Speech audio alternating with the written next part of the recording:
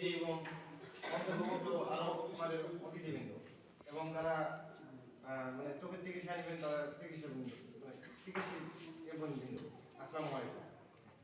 এটা হচ্ছে ভাই একটা কথা বললো দি আইপিআর প্রজেক্ট ভিশন 2025, এটা প্রত্যেক বোঝাচ্ছে যে এইটা আমাদের চলমান একটা প্রক্রিয়া।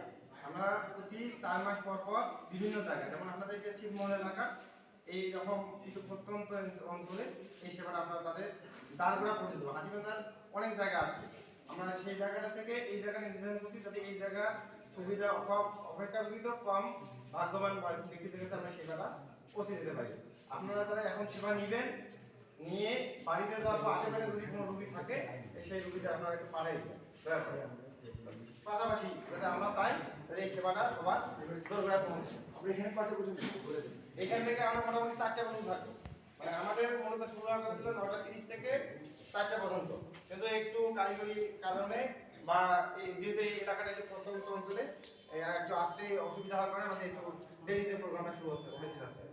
যাই হোক, আপনারা যাবেন, বাড়ি থেকে আশেপাশে যদি কোনো রোগী থাকে রোগীদের পাঠিয়ে দেবেন। এবং এই যে আইকেয়ার প্রজেক্ট ভিশন 2025, এখানে যে কারিগরি সহযোগিতা দিচ্ছে দীপাই কেয়ার, এবং সার্বিক সহযোগিতা ছিল apex club of Hatibandha Gobindapur, apex club of Saidpur, apex club of Gandhinagar, এবং যিনি আমাদের শুধু আমেরিকা থেকে সম্পূর্ণ বিষয়টা নিয়ে সহযোগিতা করেছেন।